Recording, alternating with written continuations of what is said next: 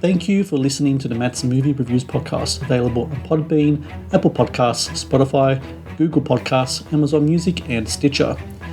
Also, please follow Matt's Movie Reviews on Facebook, YouTube, LinkedIn, Reddit, Instagram, Twitter, and Rumble.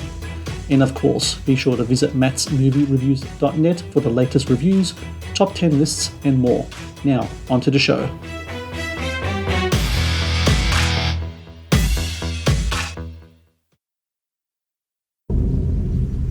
Amy LaFoy spotted it first. Look like a local to you?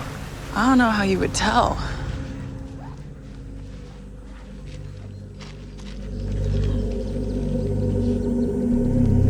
You ever seen anything like this, boss?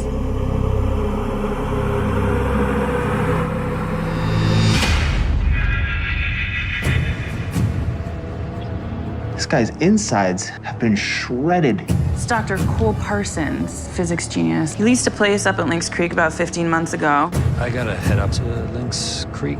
Gonna need some transportation. Something happened to this house since I last saw it. It's not the same.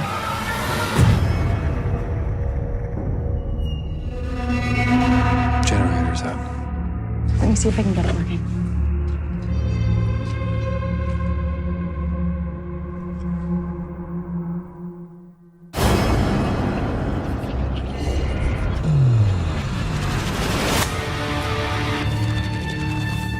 What is all this?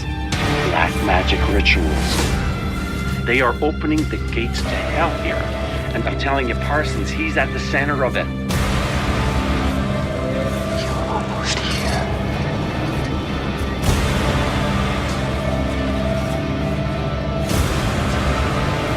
What did you do?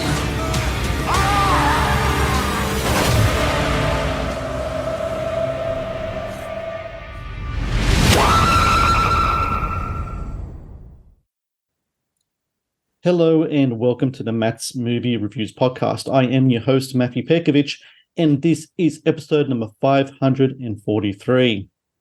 Releasing July 12 on video on demand is The Breach, a sci-fi horror that stars Allan Hawco as a small-town cop whose investigation of a mangled body leads him to a cabin in the woods where a horrific mystery awaits.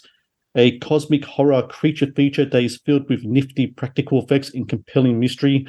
The Breach also marks the latest film from director Rodrigo Gudiño, who is also the founding editor and publisher of Rue Morgue magazine. I'm glad to say that Rodrigo joins me now on the podcast. How are you today? Good, thanks, Matthew. Thanks for having me on your show.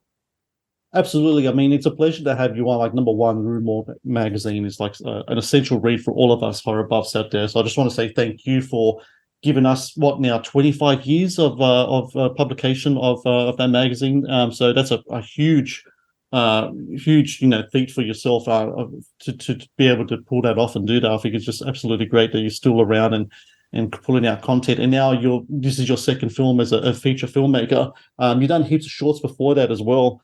What I find really interesting in regards to The Breach, though, is that usually when it comes to your previous feature film and your short as well, is that you usually write your own stuff, right? This time, though, we're dealing with an adaptation of a novel by, it's actually an audio novel by Nick Cutter, who I didn't know this is actually the pen name for an author named Craig Davidson from Toronto. And so you are presented with this audio novel. It's something different that you haven't done before. It's a creature feature. What was it about the novel, about the material that really spoke to you as a filmmaker and a storyteller, where you said, you know what, this is something I want to really dive into and get down and dirty with? Right. Well, the first reason really was the pandemic, COVID-19, which, had us all in lockdown. And so this script came to me in the middle of that. And I have to say that one of the big reasons what I wanted to get out there and shoot a movie was just because, I was tired of looking at the four walls, everybody, there was nothing going on. So it was an adventure that I wanted to embark on. But yeah, in terms of the story, I mean, I wouldn't have done that if I didn't connect to the story. I liked the way the script moved. It had a lot of good pace to it, and it had a lot of different elements. It had the haunted house sort of element. It had creatures in it. It had suspense. It had different things that I felt were that could give me experience behind the camera, stuff that I wanted to that I thought could make a really good movie. Basically, is really what it came down to. So I was excited by that prospect, and I did make some changes to the script. Thankfully, Craig and his co-writing partner Ian Weir, as well as the producers, were very open to me doing so. So I added some more Lovecraft elements, and I changed some things around, and kind of made it more my own. So it definitely became even more of an interesting project at that point. I love the practical effects that's in the movie. I'm a really big fan. I think a lot of people in my generation who grew up watching kind of like a lot of the practical effects work in movies from like the likes of John Carpenter and Stuart Gordon, etc. We always kind of look out for movies like that, because even though there has been advances in visual effects technology, there's something very kind of tangible, physical about the practical effects experience. And talking to a lot of filmmakers over the years, I find it interesting when they talk about it, how it's almost kind of like a really cool experience for directors and cast and crew to be part of that as well, because they're not doing something on the green screen. The things are right in front of them. Here are these genius special effects artists and creature effects artists creating this stuff, and it's right in front of you. What has that experience been for you as a filmmaker, having taken part of that kind of like whole creature feature horror experience now? And is there something that you really want to kind of dabble into again in the future? Because I think the way that the approach of it in this movie, the tangible sense of that blood and muscle and tissue and gore works really well. And I'm just curious as to whether it's something you'll want to do again, because I think you really knocked it out the park this time. Thank you. Yeah, I mean, I'm a child of the 80s horror films, and I grew up on that sensibility and that aesthetic. And I was never super convinced by CGI, even as good as they have come, and have, I've seen some great CGI work, obviously. But, I'm old school in that regard. And for me to do practical effects in this movie it was there was no argument there. I needed to do it that way. It was just the tone of that of the film. Thankfully, because of COVID, I had access to some very talented people. My effects man was Daniel Baker, and his team put together these creatures at a moment's notice, and we were able to kind of bat around a bunch of ideas and truly create something, I think, that was unique. But it was a ton of fun, shooting something, as you say, on green screen versus shooting it, practically, is a completely different story. And even some of the shadow work that we did in the film was created practically. And it's pretty amazing how you can get some of these effects just by using lighting and mirrors. And, it's kind of easy to be on set and go, oh, let's just create something in post. We'll just put a green screen there and we'll just create. But there's an excitement that goes with creating something that's in camera and having to choreograph it in a certain way. And it's really cool because everybody gets to participate in that process. And I think, in the end, you can see it in the film. You see it in the actual, it feels a bit more real, I think, ultimately. Yeah, I'm like I said, I'm a big fan of it too. And what I really like about the movie as well is the design of the house. I mean, the whole kind of cabin in the woods kind of trope is like very popular in horror, of course. But there's something I don't want to give away too much in regards to some of the plot developments. But the house itself is almost a living kind of breathing thing, isn't it? Like it's almost like under a transformation. And I know haunted house movies themselves are an entity, but there's a physical element to the house. To the house itself. When it comes to finding the house and doing a lot of the kind of like key designs of the house and a lot of the things in the house, what was it like trying to, number one, find a house during a pandemic? That's something that you actually filming, and number two, when you're looking at the house itself, do you have certain things in mind? Is there things that are in the book that you took elements from it and put it into the movie, or are you looking at it as a kind of like a fresh kind of palette for you to paint with and to work on it, because it's a whole new medium we're working with here? Right. Well, finding the house was impossible during the time of pandemic. So we actually created that house. The house is actually uh, one of the strategies of production was that we had to bubble in a hotel. Everybody had to go in this hotel, kind of quarantine there, and then we came out and kind of, everybody could work on this movie without any worries about anything happening. So everybody was just kind of bubbled.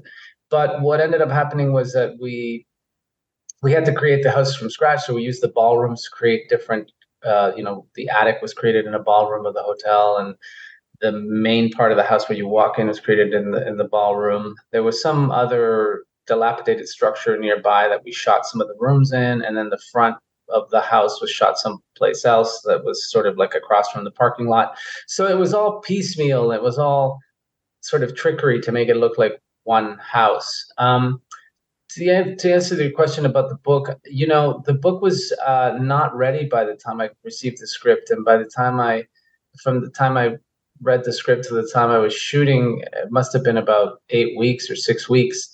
So I never even read that book. I don't even know what's in that book really. I do know the book was called Gone Upriver, and that was the name of the script when I first received it.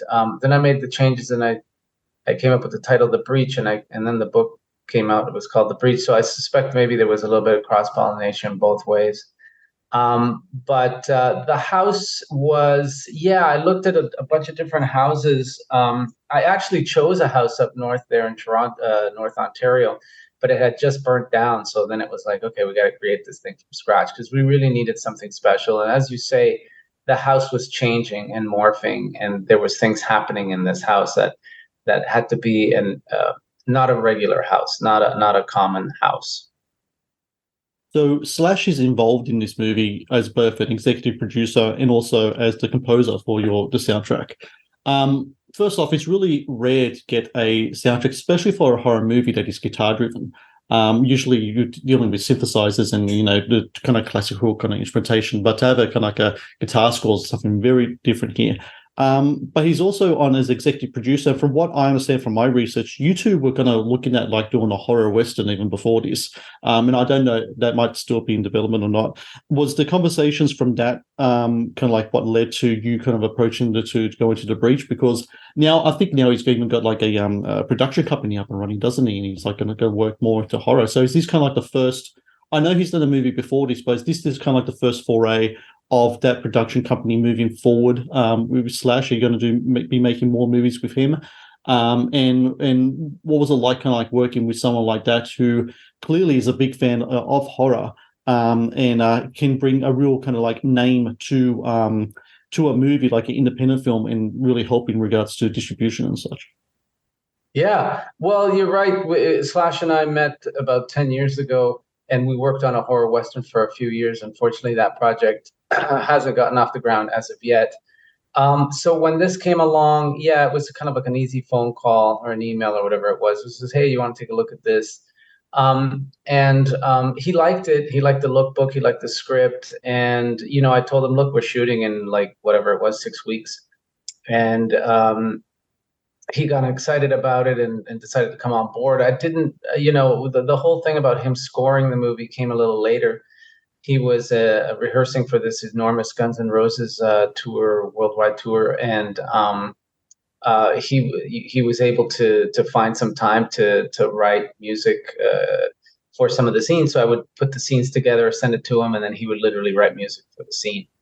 And that went on. So that was really special. I mean, he's a total genre guy. He really knows horror movies, but not only knows them in the way of like, oh, I know The Exorcist and The Exorcist 3 or this or that, or he can tell he can nerd out on movies. He knows what makes a good story, and he knows how to identify a good story. And I'm talking about, obviously, this is before the movie is made. So when you're looking at the paper, you're looking at the script, it takes a certain talent to be able to say, oh, this will make a good movie versus this needs some work, and this is what kind of work that it needs. So he's actually quite adept at that. He's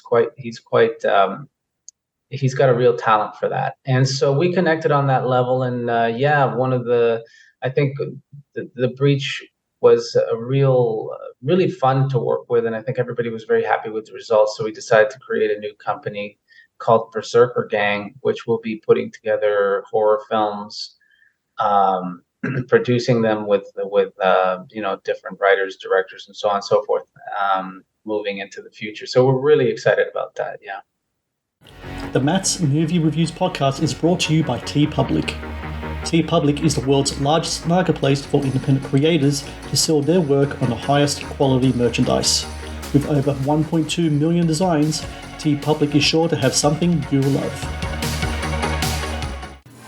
The Matt's Movie Reviews podcast is brought to you by Amazon. The world's leading online store, Amazon is your first stop to buy a wide range of products at competitive prices with fast delivery times. Amazon is also a world-class entertainment hub that includes Prime Video, Audible, Twitch, Amazon Music, and more. Sign up with Amazon today and experience the best in online shopping and entertainment. Please support Matt's Movie Reviews on Patreon. Get access to exclusive content, request movie reviews and top 10 lists, and help support my work. Please click on the Patreon link in the description below. There's another rock royalty in the movie in regards to Alec Lifeson from the Immortal Rush. I'm a big fan of Rush, and so I'm watching the film, and up pops Alex. I go, "Oh, hey, how you doing, mate?" And it's really interesting how he's in the film. It's kind of like a cameo kind of performance. He plays like a kind of conspiracy theorist kind of guy. What was it like getting Alex on board on this movie? Yeah, it was great. He was. I had seen Alex Lifeson in a Canadian show called Trailer Park Boys, and I saw that he had very good comedic timing. And he's kind of a clown and a joker. And I thought of him for the role of that. That was one of the things that I wrote for the script, and that's why one of the reasons why I called it Alex, because I was thinking of Alex Lifeson. It just worked out. At one point, got the script to him, and he was like, "Yeah, I'll do it." Rush had just announced their retirement, I guess it was, and he just decided to do it. It was really cool, and so we shot it in his home, or one of his homes, just in his little office there, and I was able to meet him, and he was a little nervous. I mean, he's a rock guy. He'll go on stage in front of 40,000 people or whatever it is, and no problem. But there's a crew of 3 people, and he's trying to get the lines right and stuff. He was, it's not his it's his comfort zone. But he did a great job, and he had me laughing, and it was just a real thrill and an honor to work with the guy. I think he really captured that role really well. I needed some levity in the movie, and I think he brought it. His character references something that I had no idea even existed. It was like this fake spoof video that came out in 2016. They were shot on CERN, which is the place, I think it was, where is it, in Sweden? Is it the facility where they have the large hydrogen collider thing? And so many conspiracy theories have come from that place because, of course, they're dabbling with all these different elements of our universe. We have no idea what's going to happen with it. And it's really interesting how you brought that up in regards to The Breach, because to me, The Breach, I think in a lot of cosmic horror of that ilk, kind of like talks about our need to kind of like explore like these worlds beyond our own, and not through like, space travel or going in the oceans, but we're talking about like, different kind of dimensional kind of places and such. What do you think it is about us, our need to want to go to these or try to find these other places that we will want to try to make a large, collider hadron or what have you, in which could have the potential to like blow up like half the world or such, or even like the characters in your movie where they're driven to want to kind of like tap into these other worlds and try to harness that energy. What do you think it is as us as human beings that want to dive into that regardless of any of the consequences that can come from it? Right. I think probably a lot of that is just the scientific pursuit that needs to know everything and dissect everything and analyze everything. But in the case of The Breach, the whole idea was to marry the sort of the quest to understand the outer world and also to explore the inner world. So Cole Parsons, the physicist, is kind of straddling that line. He's trying to find this physical space or connect with this other intelligence that might be out there, but is communicating to him from within. So where is this thing, and where is this other dimension? Is it an outer dimension, or is it an inner dimension? Is it something that happens through the physical body, out, into the physical world, or is it something that's experienced through consciousness? And I think one of the things about The Breach was, I do think that modern science, contemporary science, let's say, is kind of straddling that space, that liminal space. A lot of modern science sounds a little bit like witchcraft, and you know what I mean, and kind of vice versa. When you look at occult practices now, they some of them have kind of like a scientific flavor to them, and they'll incorporate physical formulas of physics, I mean to say, into what they're doing. So it was interesting to kind of, I guess, imagine that there was a guy who was making those connections, and Alex in the movie is someone that I want to kind of vocalize that, right, and just kind of put those ideas in the heads of the audience. It's really interesting when watching the film. This is the first. I'm pretty sure it's the first movie that was made post-lockdown in Ontario at that time of 2019, and during that time of COVID and lockdowns, everyone was online, and everyone was like just constantly just diving into this, like, this other kind of, like, I guess you could call it, alternate world of the social media online sphere. And it's interesting how in the movie people dive into these other worlds and their outer bodies, there's a physical transformation. But in real life, what's happening is that people are diving into these different worlds, and there's an inner transformation. Their mentality has changed, and I'm really convinced that we as a species, aren't ready for that yet. I think we kind of dived so far into the deep end that we can't get out now, that we've changed. So I guess maybe my question is: do you think that when it comes to kind of like the mental makeup as us as a species, especially in the Western world with social media and such, have we already passed the breach, and have we been transformed by all of this? Because I think, to me, it's a very essential question, but also one where it's very much an answer of yes. I think we have been transformed by this, because I think our mental makeup has been changed from this diving into this other world it is of our creation, but it's gone with the advancements of AI now. I think it's gone way beyond our capabilities. Yeah, that's a very, very interesting question, Matthew. Very thoughtful.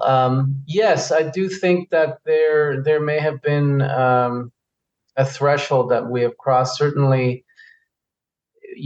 what people understand as reality now, as opposed to prior to the pandemic. Mind you, it was a problem that was being exacerbated over time as a result of many things.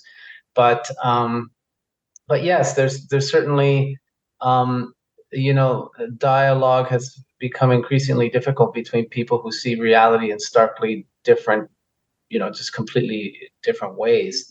And also the bar for sort of understanding something that is I'll say, a legitimate source, or a source that has been,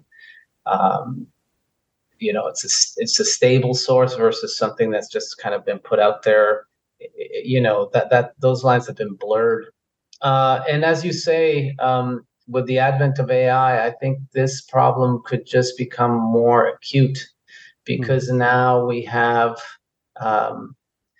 AI, which is going to be flooding, our minds and the mind of the public with other ideas, and maybe these ideas in a different way, in a different form. So I think it's, right now, what can I say? I do think like a solid education and having a media diet and being media savvy and having an education on contemporary media is essential. Otherwise, you're just kind of at the mercy of the forces out there, and you're inhabiting, your own sort of echo chamber, and it's just kind of like, it can be a very dangerous place to be, as we have seen. So yes, I do think it's a very interesting question the way you put it. I do think that has been breached. I don't know. Was there a way back? Is there a way out? That's a really good question. That's kind of $1 million question. It really is. I think maybe we just have to shut everything down and start from scratch. But then again, we can't do this. So that's intense. Yeah, that's an extreme solution, but who knows? Maybe that's required. Final question here. For such a long time, you were and are, journalist, entertainment journalist, publisher, editor, for this kind of content that we're talking about, horror movies and genre films, etc.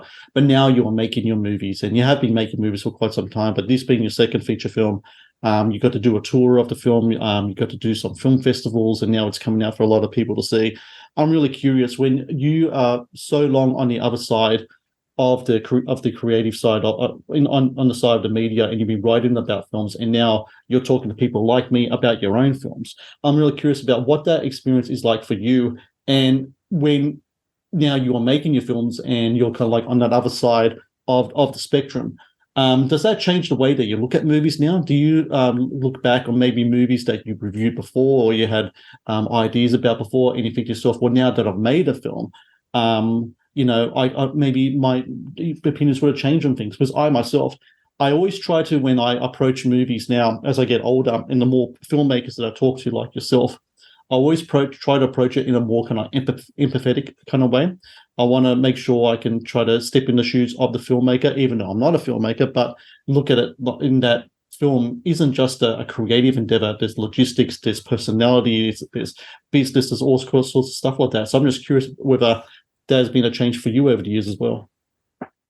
Yes, absolutely. I certainly look at filmmakers more sympathetically, and films in general. I think when I first started Rue Morgue, I was full of piss and vinegar, and kind of looking at the ideas that were happening around, and looking at other magazines and saying, they're missing the picture, and they're missing that and the other. But I was always an ideas person. I was always, I'm a filmmaker, but primarily I'm a storyteller. It's just that film is the medium that I've chosen for now. So making a movie in particular is very, very, very difficult. And so many, you have to you have to really learn how to do it. It takes time to learn, and to learn that craft. And there's a lot that has to happen, to succeed. So, obviously when I was younger, I didn't take all that into account. It was just, to me, it was just the final product and the pure product. But now, yes, so I see films completely differently. I see, there's still things I like more than others. Don't get me wrong. I still have an opinion, but I don't hold to my opinion so much as I used to. I do recognize that,